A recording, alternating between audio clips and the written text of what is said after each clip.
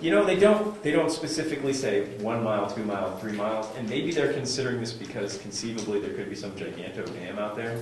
That, and I still question whether that applies to our conditional use. That, to me, without going into it myself, that Yeah. application is for development, Right, and what I'm thinking is subdivision development. that whether there's a dam upstream of the property makes no difference to me regarding conditional use permits, whether we approve the new use or not. But because it's part of the RSA as a minimum information required, we have to list it on the application. Have you seen the movie Swept Away? No, is it about a dam breaking? No, I'm just, So the point of this is not to say that this dam thing could screw up our whole conditional use application. It's just me railing against the system. Okay? Now, I'll come beside you. Thank you. And go along with it. Because if you read 676.4, it says the minimum requirements for what has to be on an application to the board are in there. And this is, no, actually, it's a little more complicated than that. you gotta give the engineers and stuff. You have to give the engineers, you have to give all known abutters, you have to give all the people who have any, for any application to the board, any application.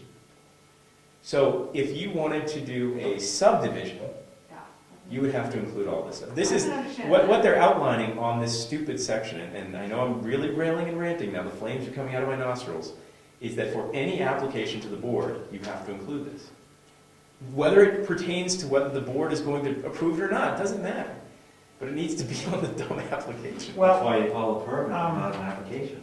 Well, no, this is the application to get the permit. Yeah, yeah. I mean, Another question for you, Don. yes, sir. When he Please. applied for what permits he was doing up there for our site plan review process, was all that stuff supposed to have been on our permit It was application? supposed to have been on our application. Wow. All of this It's stuff. funny that Craig's lawyer didn't catch that one, huh? The lawyers did not catch any of this. I'm pretty Because it was amazed. probably not material. Mr. What's his name was? Mr. Verbose here that night? I'm amazed. Well, it's one monkey wrench into the works. Well, the whole thing has been approved, both sides have settled, like, Oh, yeah, and yeah. on. have you? But have we figured this out and now we need to fix it? Yes. So when, part of the work that is going to be needed to be done over the next couple of years, as we each year look at 1 or 2 of our documents and say, can we fix this? Can I suggest something? Yes, sir.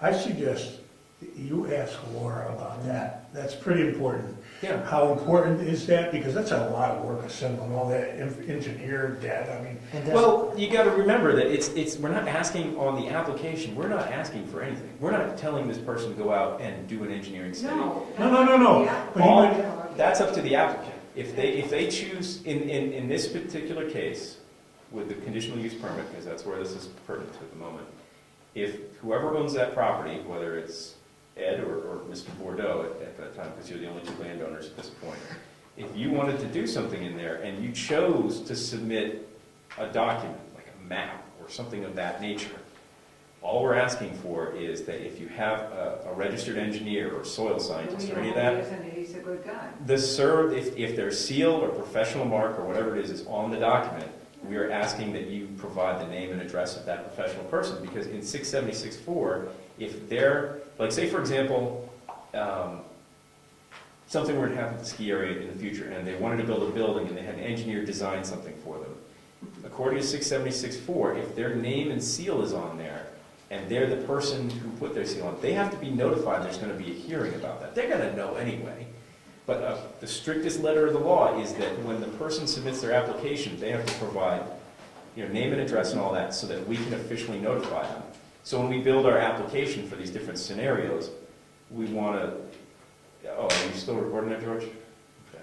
Anyway, we want to make sure that we have that information so we're fully compliant with the law, even if it's nonsensical. And to me, it strikes me as nonsensical, but we have to comply. So I'm just venting at this point. Well, you stayed up until 2 o'clock in the morning. Yes, I stayed up till 2:30 in the morning working on this, and I hope to have it finished for next month for you guys to look at. I can't wait, John. But the further we deal with the state law, the more frustrating it truly is. It was written by a bunch of monkeys with typewriters in Braintree, Mass. somewhere. Paid by the word. Paid by the word, thank you. So that is my rant under section 7 of the agenda. Are there any member comments? Chairman's comments. Yes, Rob? I noticed that at the beginning of 676.4, Yes, sir. 631. It says, blah, blah, blah. Application submitted Is to. that BLAH 5 times? You're regarding subdivision, right? Upon a plat or application submitted to it for approval under this title, shall be as set forth in the board's subdivision regulations. Right. So does that mean that we're required to have all applications be in our subdivision regulation? This is why I said it was written by monkeys. Because when you read this, it starts out talking about plats, and it starts getting into subdivision regulations. And, which is logical, because subdivisions are complicated.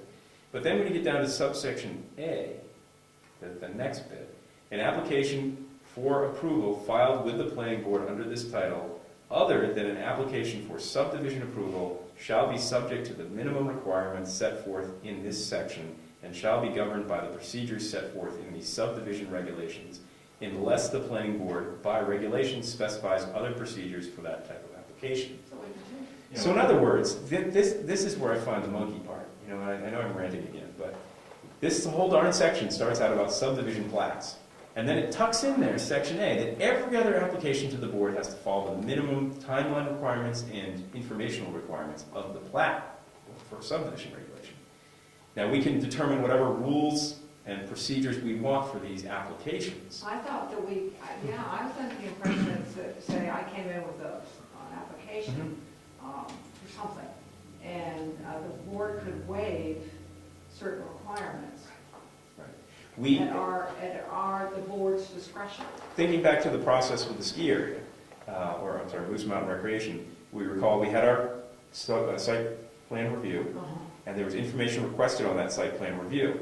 One of the things we learned was that the information has to be entirely provided as specified by this board. So if, say for example, we put on that document, all information is required, any information not supplied must be accompanied by a waiver letter explaining why you don't provide that information, which is the logical result of what we lived through. And we should probably incorporate into all our applications. Having the person attach a letter saying, this is why I'm requesting a waiver. But the applicant was requesting a waiver. What I'm saying is Right. the board can waive Exactly. can waive our requirements. Right. If the rules are written out that some information can be waived Yeah. because it's not applicable or of no concern to this, Absolutely. whatever the application is, we have that authority, but we have to have the rules in place before the application is received. Right. And we can't make up the rules on the fly. No, we can't make it fit. Well, earlier in this meeting, you said we could. No, you said that. It's time to go home. Okay, it's now 8:15. We've now officially hit member comments. Does that answer your question, Ron? I'm just reading this and it makes, Say yes. it's internally inconsistent. Yes, you're right. Ding, ding, ding. Monkeys on typewriters. So I think you were calling out the 10 days. It says notice shall be mailed at least 10 days prior to submission. I don't know what submission. I That's figure out what got submission me. So is it submission to when he drops it off, or the applicant drops it off to George, or is it the only logical way I can read that is To the monkeys who it, wrote I was it gonna comes to say, the is it board. submission to the board? It comes to the board, and then we have 5 days logically, if I understand it, because submission being submission to the planning board at its regular meeting, as opposed to filing, which would be giving it to George or myself, which is 15 days prior to the meeting. Everybody got that? No. I'm not, This is making for good watching. Refuse to submit. Okay, so, I'm not talking about it. okay. Let's just not take applications anymore. Oh, Nothing. I'll say, no application required. 8:15, okay. I'm sorry, so what was the bottom line on the conditional use permit? that's on Conditional there? use permit is, I did get some work done on it last night. After reading and rereading 676-4, I think I fully pulled out all of the information that is truly required. I typed it up on a list, and I put instructions on it. First bit is a little introduction of, this is why you have to fill this out. Then there's the introduction, which under the instructions, which says, all information is required. Any information not provided must be accompanied with a waiver letter. So we got that in there. And then I went down through and had tax map, lot number, name of owners, and then went through all the different things that are required. Name of all easement holders. And they in the law, yeah, all the abutters, including the abutters in other towns, because we've never specified that in the past. Does that even matter? I couldn't determine. So I put it all into this document. I was really hoping to get it all done for tonight, but it just looked ugly, so. Are we done? Hmm? Are we done? Yes, does that answer your question? So this will be on the next agenda under old business? Yes. No, I'm not giving up on this. After pulling all my hair out. Okay, any other member comments? Yes, member comments, any others?